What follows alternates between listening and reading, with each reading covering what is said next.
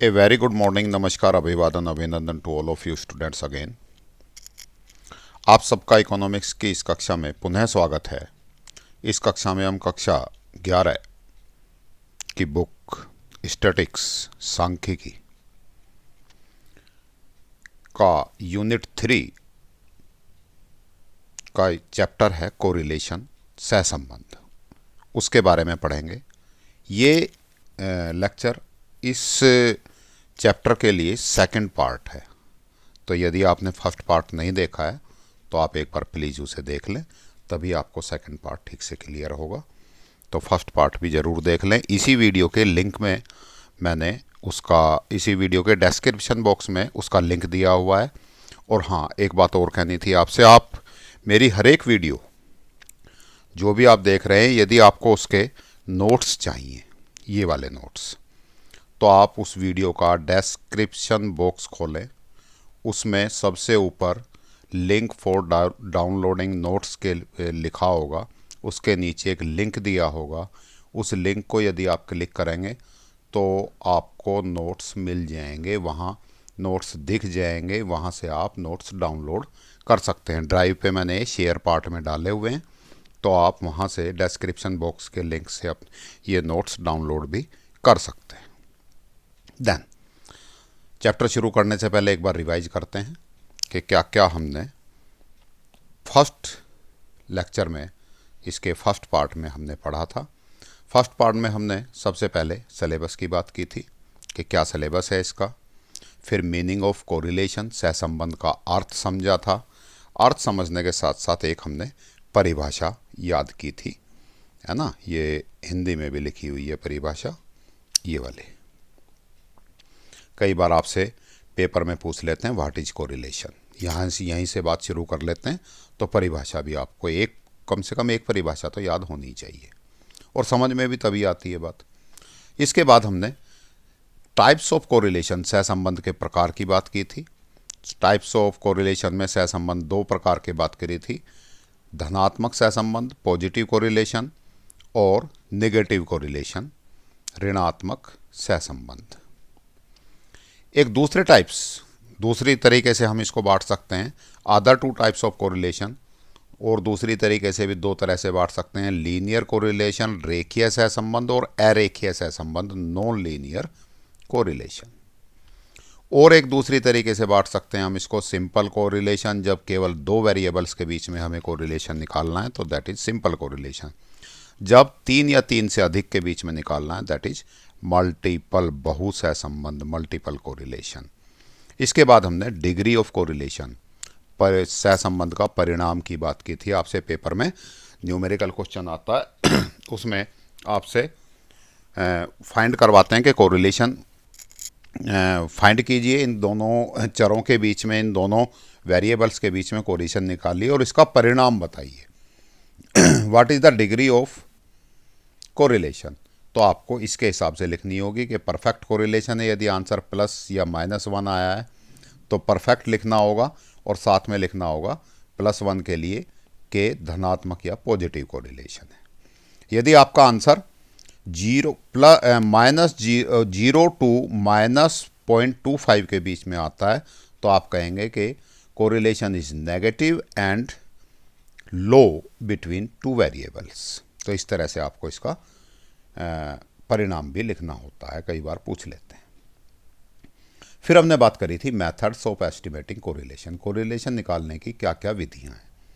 एक विधि पढ़ी थी हमने स्कैटर्ड डायग्राम मेथड, प्रकीर्णन आरेख मेथड।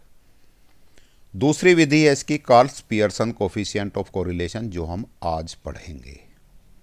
तीसरी विधि आपकी बुक में फिर एक बार याद दिलवा रहा हूँ, फर्स्ट लेक्चर में भी मैंने बड़ा जोर देकर ये बात कही थी, तीसरी विधि और है आपकी बुक में, बहुत सारी जगह लिखी होगी, बहुत सारे पेज भरे होंगे, कई तरीके से निकालने का मेथड लिखा होगा। आपकी एक्सरसाइज एंड चैप्टर एक्सरसाइज में भी बहुत सारे क्वेश्चन होंगे। कौन सी विधि? Spearman rank correlation method, Spearman का रैंक सहसंबंध, ये आपके सिलेबस से बाहर कर दिया गया है। This is the deleted part of your syllabus for the exam of March 2022। तो इसको आप बिल्कुल नहीं पढ़ना है, ये आपके सिलेबस में नहीं है, इसमें से कोई भी क्वेश्चन नहीं आएगा। यदि आप इसके क्वेश्चंस करते हैं, फॉर्मूला याद करते हैं, तो पेपर की दृष्टि से सब बेकार है। देन हमने स्कैटर डायग्राम मेथड पढ़ा था, सारा ये चीज़ें देखी थी। इसके बाद हमने इसके स्कैटर्ड डायग्राम के स्कैटर्ड प्रकीर्णन आरेख विधि की क्या क्या गुण हैं, क्या क्या अवगुण हैं, डीमेरिट्स मेरिट्स, ये दोनों चीज़ें देखी थी। यहाँ तक हमने फर्स्ट पार्ट में काम किया था। Then now this is second video of this lecture. Now we will start Karl Pearson's coefficient of correlation. Karl Pearson का सहसंबंध गुणांक। This is the quantitative method of calculating correction correlation. ये quantitative method है, means इसमें answer निकलेगा, numerical method है। Same ऐसे जैसे मीन मोड मीडियन निकाले थे, उधर इंडेक्स नंबर वाले में भी आंसर आता था हमारा, है ना। इंडेक्स वाले में 112.5 आ गया, या मीन मोड मीडियन में कुछ भी आंसर आता था ना, क्वांटिटेटिव क्वांटिटी में आता था। देन न्यूमर्स में आता है। देन ये प्रिसाइज न्यूमेरिकल वैल्यू देता है हमें। अब इसकी तीन मेथड है, वो एक बार नज़र मार लेते हैं। इसमें से केवल नज़र नहीं मारनी, ठीक से ध्यान से तैयार करना है, क्योंकि आपके सिलेबस में 2 मार्क्स 3 मार्क्स 5 मार्क्स इनके क्वेश्चन आएंगे, है ना। तो इसकी उम्मीद है कार्ल पियर्सन सहसंबंध गुणांक वाला कोफिशिएंट ऑफ कोरिलेशन 5 मार्क्स में क्वेश्चन आएगा। समझ आई बात। यदि मेरिट से डीमेरिट पूछी किसी की तो 2 मार्क्स या 3 मार्क्स में, लेकिन एक न्यूमेरिकल क्वेश्चन पक्का आना है, तो न्यूमेरिकल क्वेश्चन की उम्मीद है 5 मार्क्स में क्वेश्चन आएगा। देन शुरू करते हैं। एक्चुअल मीन मेथड, वही जैसे हम मीन मीन्स समझते ही हो, जैसे मीन निकालते थे हम, इसका फॉर्मूला है R is equal to, R means correlation, coefficient of correlation. R का मीनिंग है coefficient of correlation. Summation X Y, ये ध्यान रखना, ये स्मॉल एक्स वाई है, अपॉन एन, ये सिग्मा एक्स है यहाँ, sigma X into sigma Y, means formula is summation X Y upon N sigma X into sigma Y. पहला formula कौन सा? एक्चुअल मीन मेथड का। जब हम मीन जो निकालेंगे वो एक्चुअल में ठीक निकालना है हमें, वास्तव में निकालना है, वास्तविक माध्य विधि है, इसीलिए इसका नाम। यहाँ मैंने बता दिया आर क्या है, सहसंबंध है, सहसंबंध गुणांक। एक्स जो स्मॉल एक्स है that is X minus X bar, ये कैपिटल एक्स जो हमारा फर्स्ट वेरिएबल है, एक्स वेरिएबल है, उसमें से क्या माइनस कर दूं मैं? मीन, डेविएशन फ्रॉम मीन निकालना है। ऐसे ही Y, capital Y minus Y bar, means second variable जो है जिसको हम वाई कह रहे हैं उसमें से मीन माइनस कर दूं। सिग्मा एक्स है ना, ये वाला निशान जो होता है बेटा कहाँ का है? Sigma. Sigma standard deviation of x series, X variable या एक्स सीरीज जो है उसका standard deviation, sigma Y standard deviation of Y series, और ये वाला एन नंबर ऑफ ऑब्जर्वेशंस, कितने ऑब्जर्वेशन है। पहले एक न्यूमेरिकल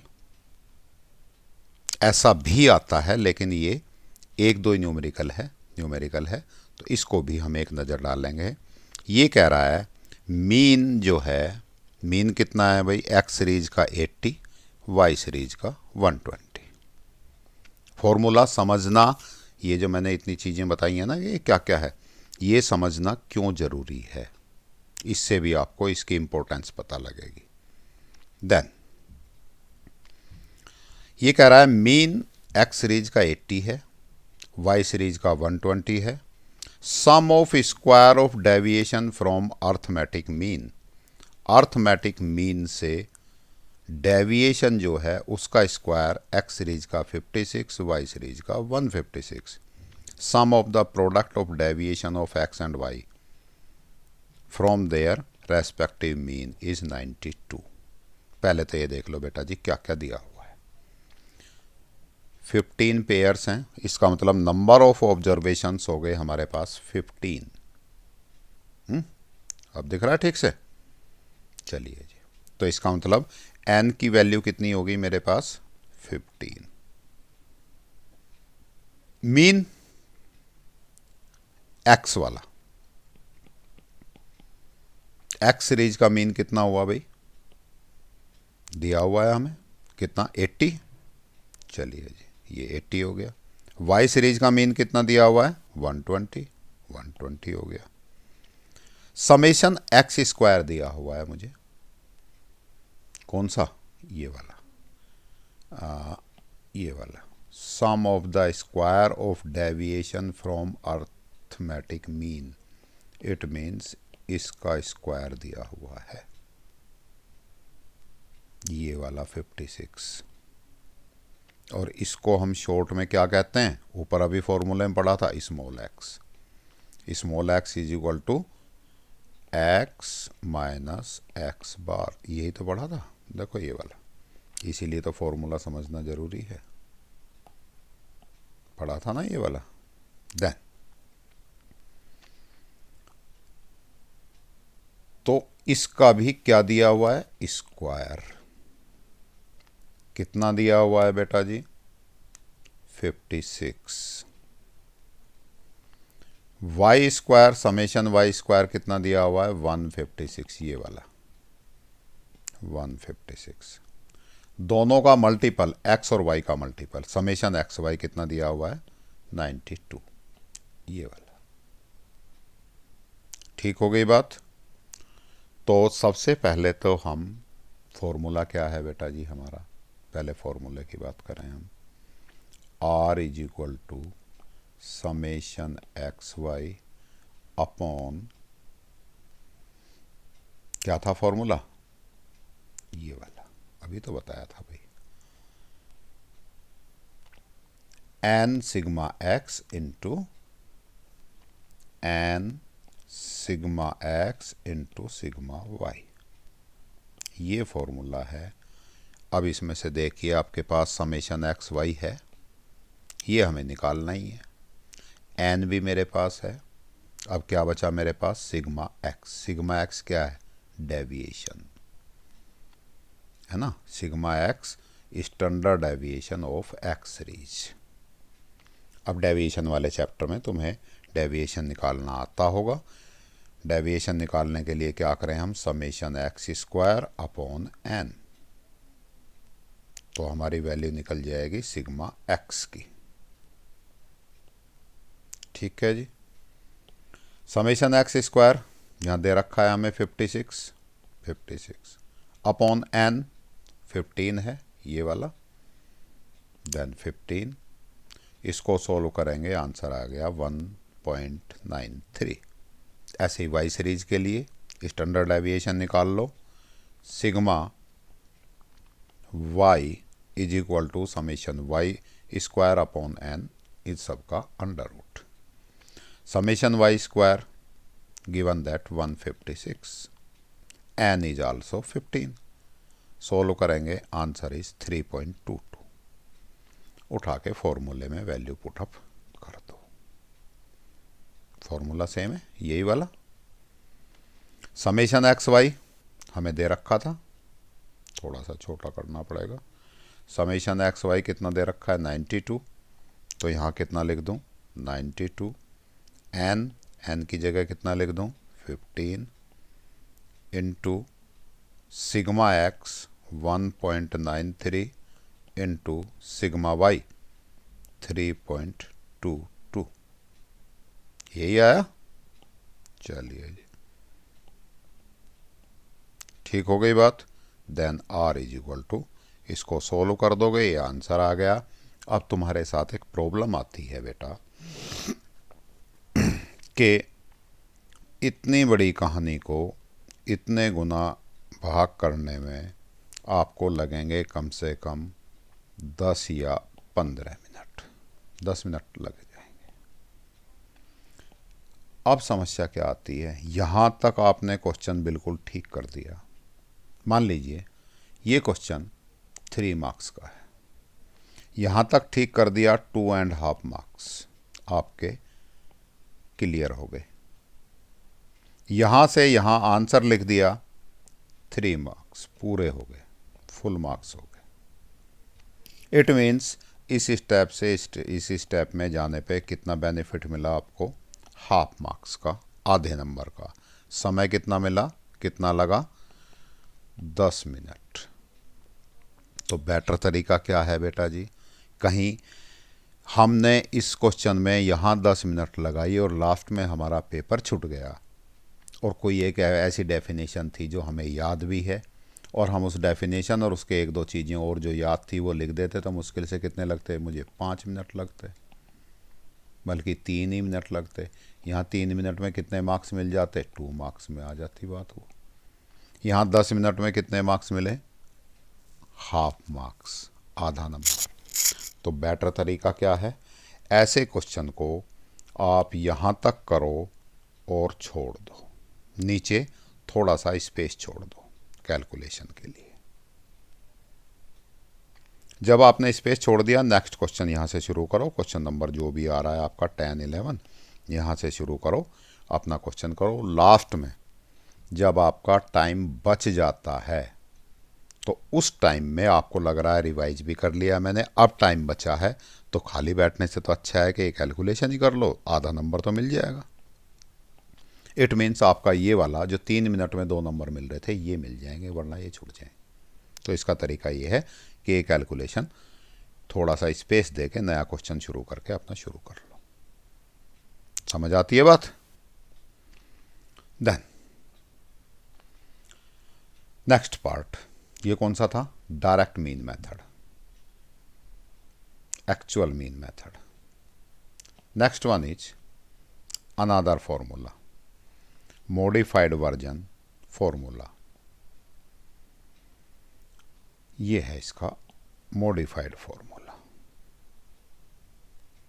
ये फॉर्मूला भी ज़्यादातर लगता है, लेकिन आपको अभी और दो, इससे अलावा 2 और फॉर्मूले हैं, टोटल चार फॉर्मूले हैं। कई बार आपसे क्वेश्चन में ऊपर स्पेसिफाई कर दिया जाता है कि आपको इसी विधि से, इसी मेथड से निकालना है, कि मॉडिफाइड फॉर्मूले से ही निकालना है, या एक्चुअल मीन मेथड से निकालना है, या एज्यूम मीन मेथड से निकालना है। फिर तो आपकी मजबूरी होगी कि आप उसे से निकालेंगे। लेकिन यदि आपको फ्री हैंड कर दिया, केवल आपसे आर पूछ लिया, तो फिर बेटर वे है कि आप कौन से मेथड से निकालें, एज्यूम मीन मेथड से। फिर एक्चुअल मीन मेथड से मत निकालिएगा, वरना बहुत लंबी कैलकुलेशन हो जाती है। देन पहले मॉडिफाइड वर्जन ऑफ फॉर्मूला, ये वाला देखते हैं। ये भी एक्चुअल मीन मेथड का ही है। R is equal to summation x minus X bar, means वही deviation from mean of x series, जिसको हम लिख देते थे, क्या लिखते थे इसको, स्मॉल x। समझ आई बात। इसका मतलब इसको क्या लिख दूं मैं, summation small x into y minus Y bar, same है, क्या लिख दूं इसको, small y, upon summation x square लिख दूं इसको, into under root summation y square. ये ऐसे भी लिखा मिल सकता है आपकी बुक में, सेम बात। x बार क्या है, मीन ऑफ x वेरिएबल, लेकिन ये कौन सा मीन, एज्यूम नहीं, एक्चुअल, एक्चुअल मीन। y क्या है, actual mean of y variable. Then एक क्वेश्चन करके देखते हैं इसका। ये वाला question. Find out coefficient of correlation between the age of husband and wife. पति और पत्नी की उम्र के बीच में सहसंबंध निकालना है using Karl Pearson method, Karl Pearson विधि का उपयोग करके, based on actual mean value. लिख दिया बेटा जी इन्होंने। तो इसका मतलब हमने एक्चुअल मीन मेथड से, इसी मेथड से जिसका फॉर्मूला अभी हमने किया है, उससे निकालना होगा। ये सीरीज दे दी, एज ऑफ हस्बैंड दे दिए, एज ऑफ वाइफ दे दी। चलिए जी अब कैसे करें। सबसे पहले हम लिख लें एज ऑफ हस्बैंड, फिर हम लिखें सबसे पहले फॉर्मूला। फॉर्मूला क्या है भाई हमारा? R is equal to summation X minus X bar Y minus Y bar, वही summation X Y, upon under root summation X minus X bar का square into under root summation Y minus Y bar का square. यहाँ लगेगा ये। ठीक है बेटा जी। अब क्या क्या चाहिए मुझे? सबसे पहले चाहिए मुझे ये वाला चीज़, एक्स सीरीज की। देखते हैं पहले क्या क्या चीज़ चाहिए। यही चाहिए, दूसरा फिर इसका मैं स्क्वायर कर लूँगा। ऐसा ही करूँ? इट मीन्स सबसे पहले मैंने निकाल लिया deviation small X. Small x क्या था? एक्स माइनस एक्स बार, यही वाला था, यही मुझे चाहिए। तो इसके लिए मुझे क्या चाहिए? सबसे पहले तो मीन ही निकालना पड़ेगा। मीन निकालने के लिए क्या करूं? इन सब का समेशन कर लूं। मीन निकालना के लिए फॉर्मूला है मेरे पास समेशन एक्स, इन सब का टोटल अपॉन एन, है ना, number of observations. Number of observation कितने हैं? 1 2 3 4 5 6 7 8। तो नंबर ऑफ एन की वैल्यू तो मेरी 8 हो गई, इसके लिए भी 8 ही होगी, वाई वाले के लिए भी। देन इन सब का मैं टोटल करता हूँ, तो टोटल आता है मेरा 256। इट मीन्स मैं यहाँ पे रख लूँ इस वाली लाइन में 256 अपॉन 8। 8 3 जा 24, 1 16 32। तो मीन्स मेरा मीन आ गया 32। 256 बाई 8 32। ठीक हो गई बात। इसी तरह से समेशन, चलिए पहले इसी को निकालते हैं। देन अब क्या करूं? एक्स माइनस एक्स बार, सब में से क्या क्या क्या माइनस कर दूं? 32। 20 माइनस 32 कितना? -12। माइनस 32 करूं कितना? -9। -32 -5 -1, इसी तरह से चलता जाएगा। -12 -9 -5 -1। -32 35 से आगे 3 6 8 10। अब क्या कर लूँ? इसका स्क्वायर कर लूँ। ये x था ना, x का स्क्वायर कर लूँ क्योंकि मुझे यहाँ ये चाहिएगा।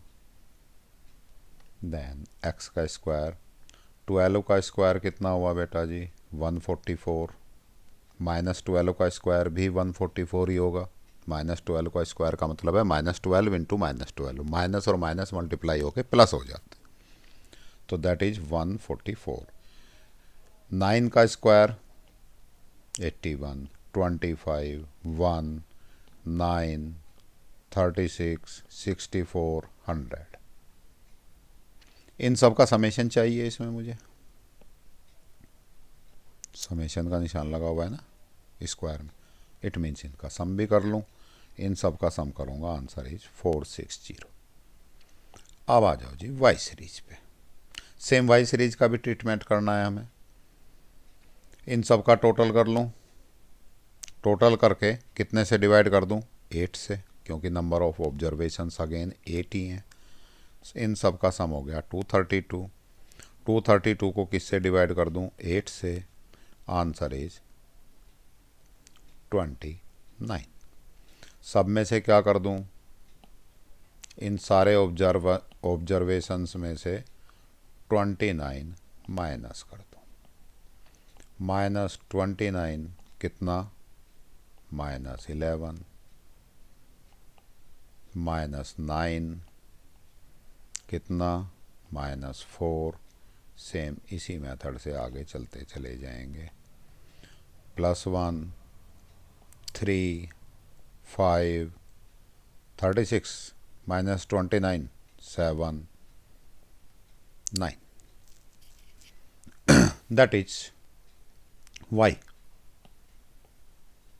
है ना। इसको मैं डिटेल में लिखूं तो कैसे लिखूंगा? Small y is equal to y minus Y bar, ऐसे लिखा। फिर इसका स्क्वायर कर लूँ। 11 का स्क्वायर 121, भले ही माइनस है। 81 25 1 9 5 49 81, इन सब का सम भी चाहिए मुझे। एक नंबर मुझे चाहिए, कौन सा? ये वाला बेटा, ये वाला नंबर, इसका समेशन भी चाहिए। इट मीन्स किस किस का? एक्स और वाई की मल्टीप्लाई चाहिए, स्मॉल वाले एक्स वाई की, और फिर उनका सम चाहिए। चलिए जी, किस किस को करूं? -12 -11 132, माइनस माइनस हो गया प्लस और आ गया 132। अगेन -9 -9 कितना हो गया बेटा जी? 81। अगेन -5 कितना हुआ? 25। इसी तरह से 1, अच्छा एक और करते हैं। -1 +1 कितना हुआ? -1। इन चीज़ों का आपको यहाँ ध्यान रखना है, ठीक है। 3 3 जा 9, ये वाला 3 और ये वाला 3, और फिर ये 6 और ये 5 कितना हो गया? 30 56 90, ये ऑलरेडी आ जाएंगे। इसका सम कर लेंगे, सम आ गया 442। ये हमारा फॉर्मूला है। इस फॉर्मूले में आप वैल्यू पुट अप कर देंगे। क्या क्या वैल्यू आ जाएंगी बेटा जी? समेशन एक्स वाई कितना लिख दूं? 422 अपॉन समेशन एक्स स्क्वायर, ये वाला 460, फिर क्या चाहिए मुझे? Summation Y square 392। इसको हम आगे सोल्व कर लेंगे। ये 422 460 और 392 ये दोनों अंडर रूट में आएंगे, है ना। नीचे तो अंडर रूट भी तो है ना, ये वाला। बस फिर वही मेथड लगाना है आपको। इन दोनों के अंडर रूट में यहाँ तक की बात करके हम छोड़ देंगे। कब तक छोड़ देंगे? जब तक हम और क्वेश्चन करते हैं। जब पूरा पेपर हो जाएगा, लास्ट में टाइम बचेगा, तब आगे सोल्व करेंगे। सोल्व करने पे ऊपर नीचे संख्या, इसका अंडर रूट निकालना है ना। उम्मीद है अंडर रूट तो निकालना तुम्हें सीखना ही पड़ेगा बेटा जी। सीख रहे होंगे, अब मैं यहाँ तो सिखा नहीं सकता आपको। आंसर कितना आया?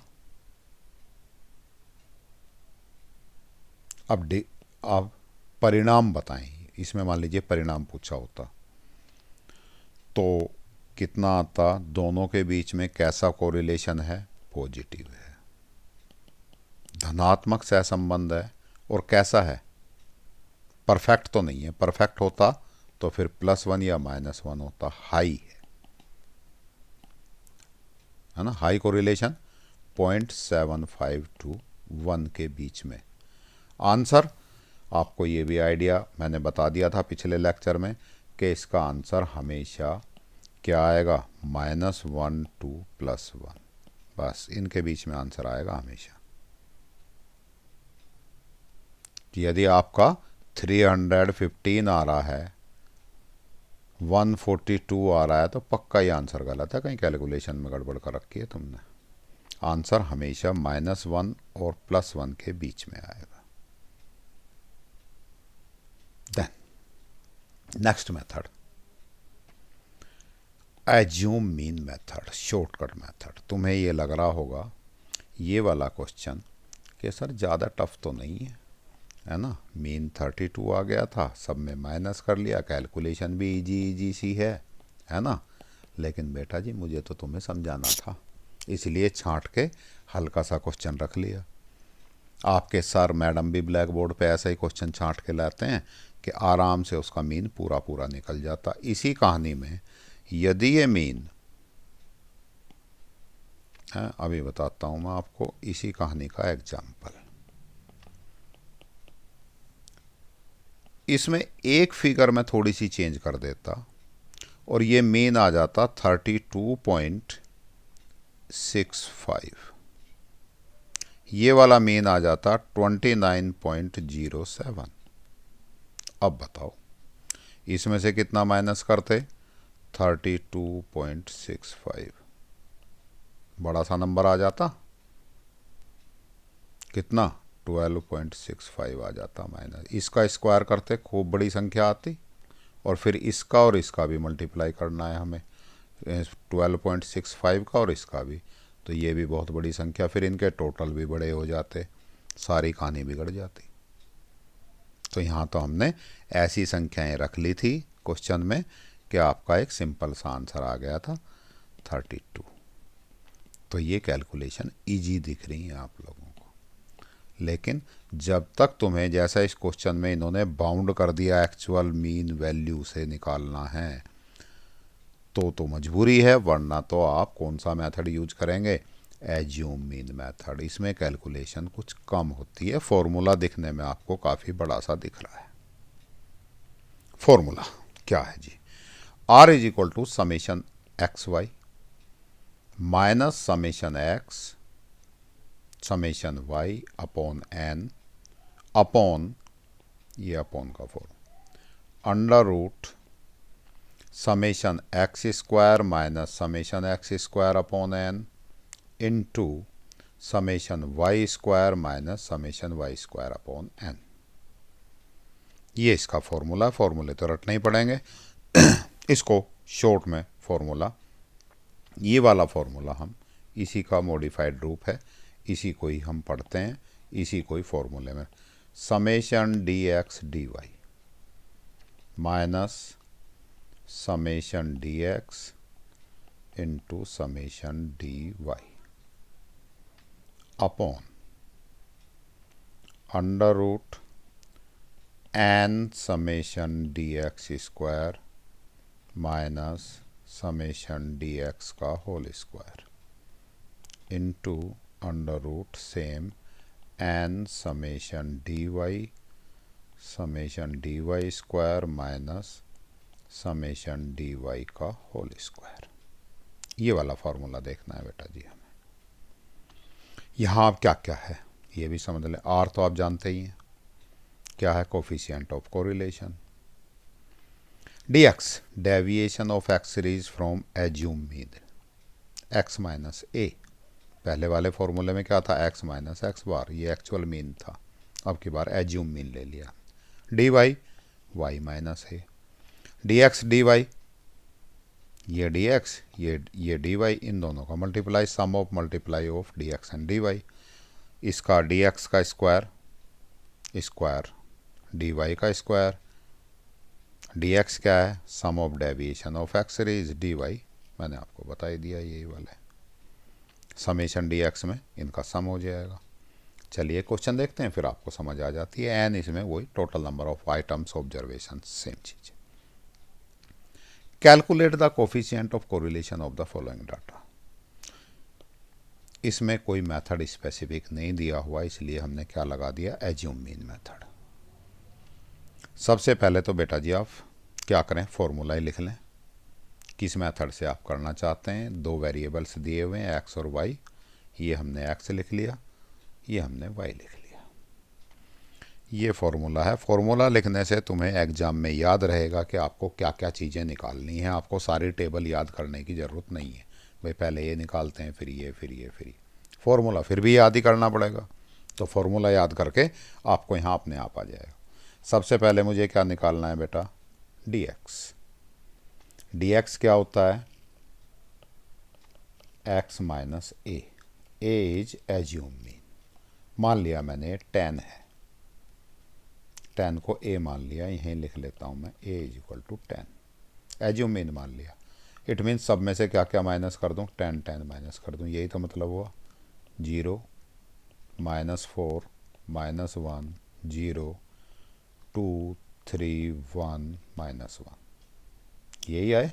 चलो ये 0 आ गया पहले का, -4 -1 2 3 -1। एन नंबर ऑफ ऑब्जर्वेशंस कितने हो गए, 1 2 3 4 5 6 7 8, नंबर ऑफ ऑब्जर्वेशंस हो गए 8। तो हमारा डी एक्स निकल गया भाई। डी एक्स का भी क्या चाहिए हमें, समेशन चाहिए। समेशन निकाल लो भाई, इन सब को जोड़ दो, 0 आ गया। इट मीन्स इसका यहाँ 0 आने का मतलब क्या है कि यदि हम एक्चुअल मीन मेथड से करते तब भी मीन कितना आता, 10 ही आता। इसका मीन भी 10 ही आएगा पक्का। इन सब का टोटल 80 हो जाएगा, और 80 अपॉन एन समेशन एक्स लिखते हो आप उसको तो 10 ही आएगा। लेकिन यहाँ ज़रूरी नहीं है 0 ही आए। ये डी एक्स स्क्वायर हो गया जी। इट मीन्स इसका स्क्वायर कर लें, 0 का स्क्वायर 0, -4 का स्क्वायर 16, 1 0 4 4 आएगा भैया, ये वाला 4। अच्छा 9 और 4 ऊपर नीचे लिख दिया इन्होंने गलती से, वास्तव में क्या होना चाहिए, यहाँ 4 और यहाँ 9, ऐसा होना चाहिए ना। चलो 1 का स्क्वायर 1 -1 1, समेशन इन सब का समेशन कर लेंगे। भले ये मिस प्रिंट हो रहा है ना, ये वाले भले ही मिस प्रिंट हैं, लेकिन सेम बात आ जाएगी, क्योंकि 4 यहाँ 9 के बजाय 4 4 के बजाय 9 काउंट कर लेंगे। समेशन आ गया मेरा 32। ऐसे ही ये वाली सीरीज़ ले लो बेटा जी। इसमें से क्या करूँ मैं, एज्यूम मीन क्या मान लिया मैंने, 11, वही y माइनस बी कर लेंगे, है ना। बी इसलिए लिख लिया, लिखते ज़्यादातर ए ही हैं, बी तो केवल इसलिए लिख लिया कि आपस थोड़ा सा डिफरेंस हो जाए। इसको ए मान लिया तो इसको बी है वही एज्यूम मीन। सब में से माइनस माइनस कर दूंगा तो -2 -7 -5 -2 0, इसी तरह से आगे बढ़ते जाएंगे, -2 -7 5 2 -11 2 3 -3 -7, इन सब का सम कर लेंगे, -24। इट मीन्स यहाँ 0 नहीं आया, इसका मतलब है कि एज्यूम मीन, यदि हम इसका एक्चुअल मीन निकालते तो फिर गड़बड़ आता, 11 नहीं आता, कुछ और आता, और ये सारी संख्याएं पॉइंट्स में आ जाती है, तो फिर वही प्रॉब्लम हो जाती है। इन सब का स्क्वायर कर लें, -2 का स्क्वायर 4 49 25 4 0 4 9 49, इन सब का सम भी कर लें 144। एक फिगर चाहिए मुझे डी एक्स डी वाई, ये वाली फिगर चाहिए ना D x D Y. It means D x ये वाला, इसको, और डी वाई ये वाला, इन दोनों को मल्टीप्लाई कर लूँ, कितना आया, 0 0 हो जाएगा, -4 -7 28 हो जाएगा, -1 -5 5 हो जाएगा, 0 और -2 कितना हो गया, 0।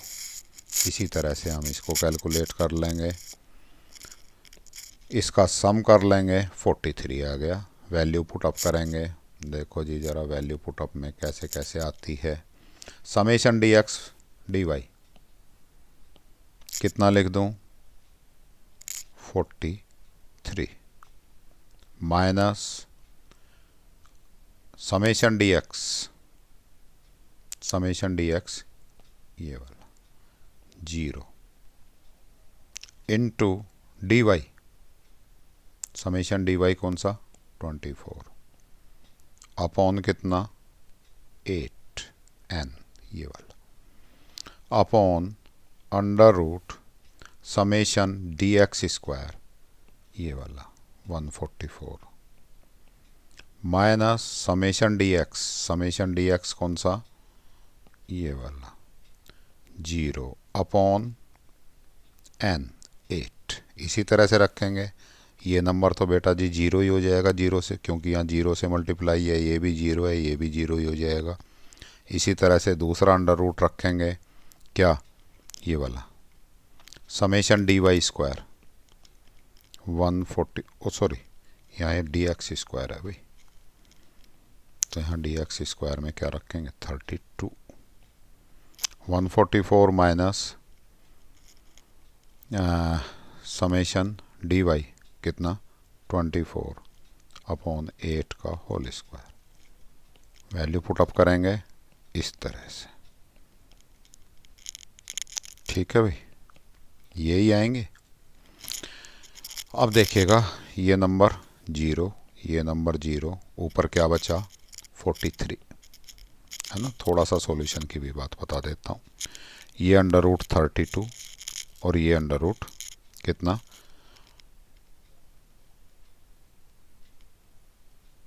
ये सोल्व करोगे अंडर रूट 72, इसको सोल्व करोगे भाई, ये तो सीखने ही पड़ेंगे घूम फिर के आपको।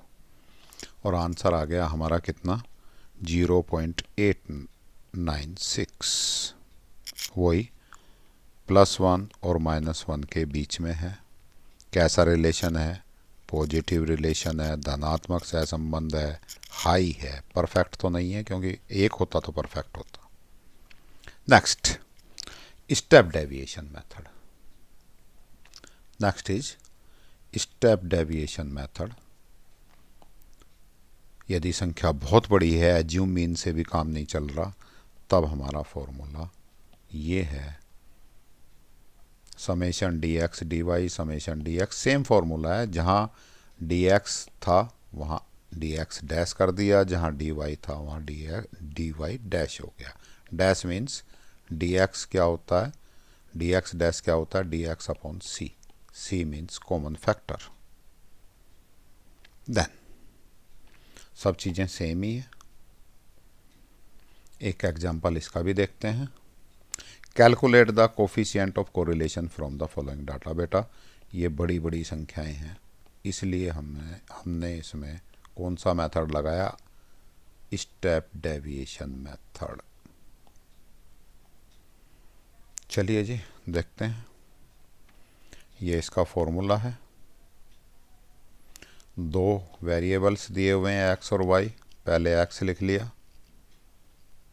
एन हमें चाहिए ही, एन मीन्स 1 2 3 4 5 6, 6 हैं, 6 हो गया नंबर ऑफ ऑब्जर्वेशंस। वही डी एक्स निकालेंगे इसमें, पहले वाले क्वेश्चन की तरह ही। डी एक्स क्या होता है, डी एक्स एक्स माइनस ए एज्यूम मीन। इसमें एज्यूम मीन ले लिया मैंने 300, -100 माइनस 300 करेंगे, सब में से 300 माइनस करते जाएंगे, तो -200 -100 0 100 500 600 अपॉन सी। अब इसमें से आपको ये देखना कॉमन फैक्टर, ऐसी बड़ी से बड़ी संख्या क्या है जिससे ये सारे डिवाइड हो जाएं, कौन सी 100, तो सी कितना ले लें हम 100। इस सारे इन सब को किससे डिवाइड कर दें हम 100 से।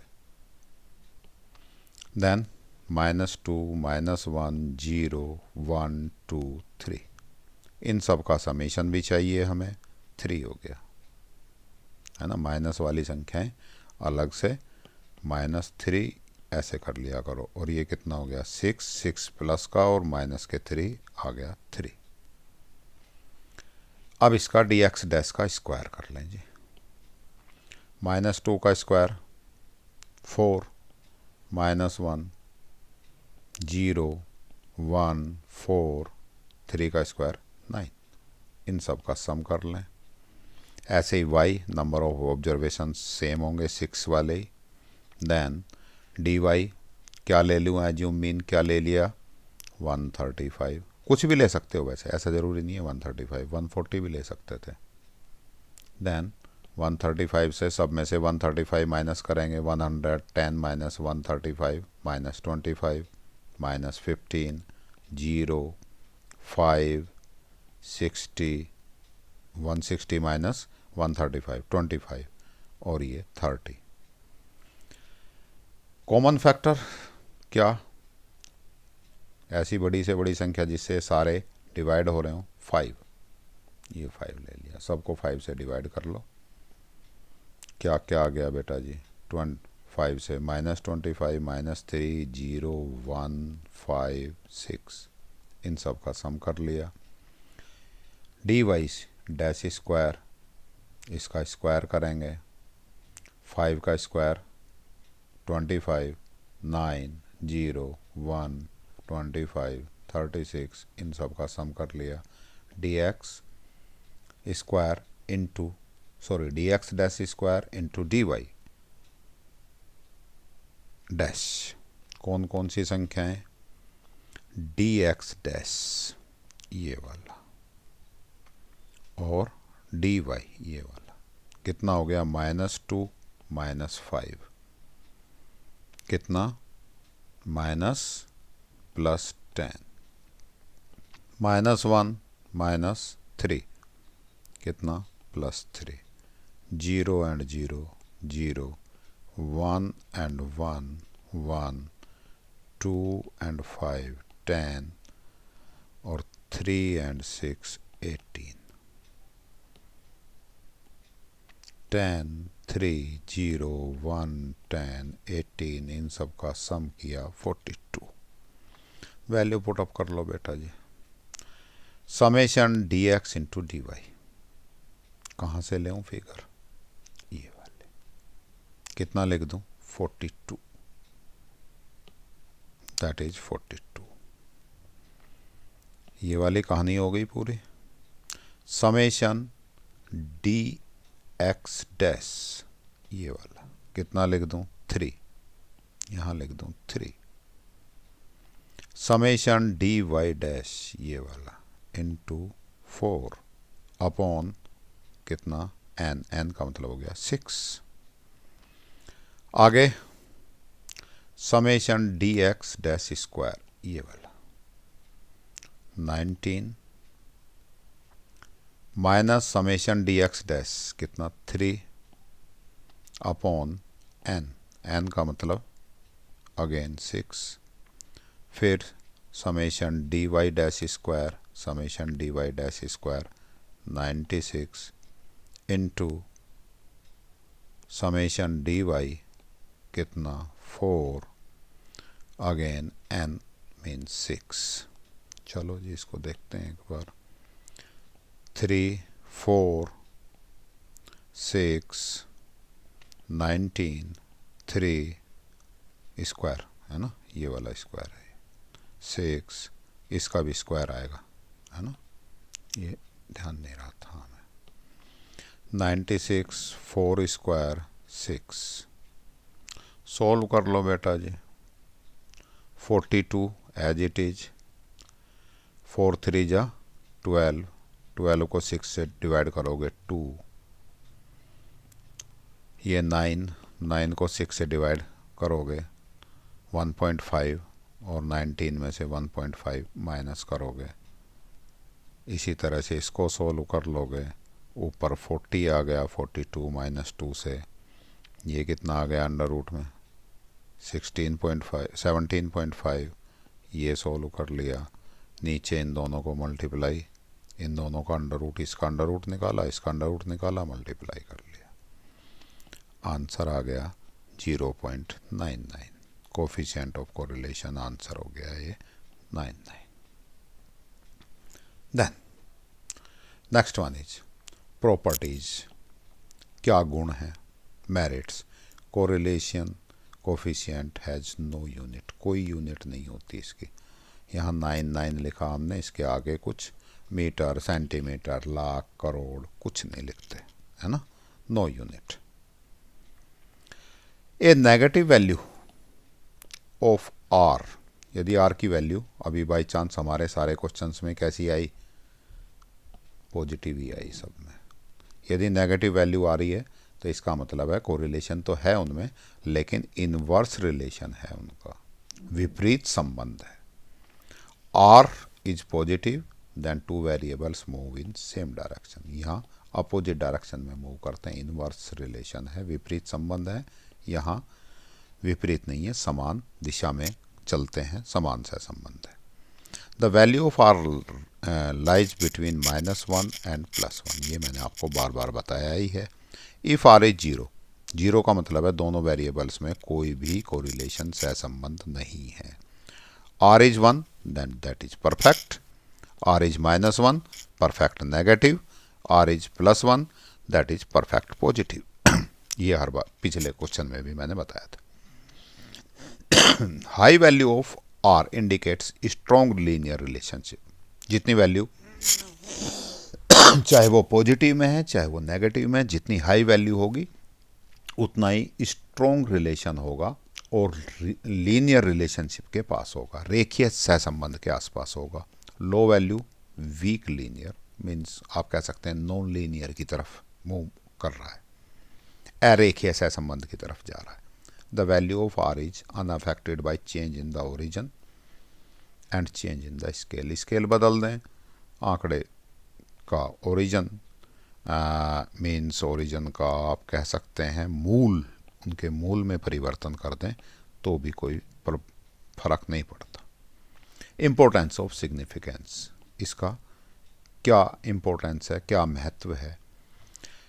Formation of laws and concept such as law of demand, law of demand relation है पहले वाले, तो इससे पहले लेक्चर में है ना, डिमांड और प्राइस, इन दोनों का रिलेशन हमने देखा था, कोरिलेशन, प्राइस बढ़ते हैं डिमांड कम होती है, नेगेटिव कोरिलेशन है। ये नियम इसी से बनाए गए हैं। कोज एंड इफेक्ट रिलेशनशिप बताता है, बिजनेस डिसीजन में हेल्प करता है ना, व्यावसायिक व्यापारी अपना निर्णय लेते हैं, सरकार अपनी पॉलिसी बनाने में इनकी हेल्प लेती है, ये इसकी इम्पोर्टेंस है। एक्सरसाइज आप देख लेंगे, कार्ल पियर्सन सूत्र की प्रत्यक्ष विधि, डायरेक्ट मेथड लगाना है, सहसंबंध की गुण की गणना करें। सहसंबंध को परिभाषा मैंने ऊपर लिखी है, एक आज भी दोबारा बताई थी, सांख्यिकी में इसका महत्व बताइए। ये वाले इम्पोर्टेंस हो गई बेटा जी, ये वाले importance and significance of correlation. विभिन्न प्रकार के सहसंबंधों की व्याख्या कीजिए, पॉजिटिव, नेगेटिव, लीनियर, कोलिनी, नॉन कोलिनी लीनियर, ये सारी है ना, सिंपल और कॉम्प्लेक्स कई तरह से बताए थे। सहसंबंध गुणांक की गणना करने के लिए कार्ल पियर्सन विधि के गुण और दोष। धनात्मक और ऋणात्मक, what is the basic difference between positive and negative correlation. Positive correlation क्या करता है, एक ही दिशा में चलते हैं, और नेगेटिव रिलेशन अपोजिट डायरेक्शन में मूव करता है। दोनों वेरिएबल्स, एक इंक्रीज होगा तो दूसरा डिक्रीज होगा। सहसंबंध के विभिन्न परिणाम, डिग्री ऑफ कोरिलेशन फर्स्ट वाले लेक्चर में बताई थी मैंने, हाई है, पॉजिटिव है, नेगेटिव है, पॉजिटिव में भी हाई है, मीडियम है, लो है, नो रिलेशन, ये सारी विधि कि ये शॉर्टकट मेथड की बात कर रहा है। Heights of father and their son, ये आपको शॉर्टकट मेथड से करना है, means assume mean method, a मान के। ठीक है जी, ये आपका कोरिलेशन चैप्टर कंप्लीट हो गया है। अब आपका सब सिलेबस कंप्लीट हो गया, केवल एक स्टैंडर्ड डेविएशन मैंने नहीं कराया है।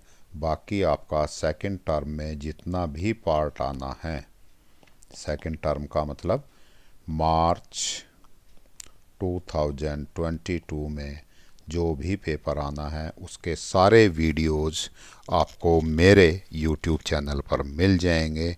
यदि आपको कहीं कोई प्रॉब्लम है, आप उन्हें खोल के देख सकते हैं, समझ सकते हैं। केवल और केवल एक स्टैंडर्ड डेविएशन नहीं पढ़ाया है ये, और ना ही अब पढ़ाने का टाइम बचा है। ये स्टैंडर्ड डेविएशन वाला चैप्टर, ये वाला जो आपका लेसन है, आप अपने सर मैडम से पढ़ लें, समझ लें। है ना। फिर भी मान लो प्रॉब्लम आ ही रही है तो भाई बताना, मजबूरी में टाइम निकालेंगे, उसको भी बनाएंगे, क्योंकि हम आपके लिए पूर्णतः डिवोटी हैं, आपके लिए ही हम काम करते हैं। आपको प्रॉब्लम, आपकी समस्या मेरी समस्या है, तो यदि फिर भी प्रॉब्लम आती है तो एसडी पे भी बना देंगे, कोई ऐसी आफत नहीं आ रही। वैसे अभी मन नहीं है बनाने का। तो इसके अलावा आपके जितने भी सेकंड टर्म का सिलेबस है वो सारा सिलेबस मेरे यूट्यूब चैनल पर है। आप उसे देख सकते हैं, सारी वीडियो समझ सकते हैं, है ना। बल्कि उसमें मैंने प्ले लिस्ट में यूनिट वाइज डाल रखे हैं, सब टॉपिक वाइज कितनी वीडियो हैं सारी प्ले लिस्ट में एक साथ दिख जाएंगी, वो सारी वीडियो आप देख सकते हैं। और हर एक वीडियो के डिस्क्रिप्शन बॉक्स में ये नोट्स डाउनलोड करने का लिंक दिया हुआ है, जहाँ से जिसको क्लिक करके आप ये नोट्स भी डाउनलोड कर सकते हैं, ताकि पेपर में बहुत ज़्यादा समय वेस्ट ना हो और नोट्स पढ़ के आपका काम हो जाए। चलिए, आपने मेरी बातें इतने ध्यान से सुनी, समझी। उम्मीद है आपको समझ आया होगा चैप्टर, ठीक से अच्छा लगा होगा मेरा पढ़ाना। फिर भी आप कमेंट्स करके बता सकते हैं कि यदि कोई गड़बड़ है। अच्छा लगा तो भी बताइए, बुरा लगा तो भी बताइए। और आपने मेरी बातें ध्यान से सुनी, इसके लिए आपका धन्यवाद। आपका दिन शुभ हो। Have a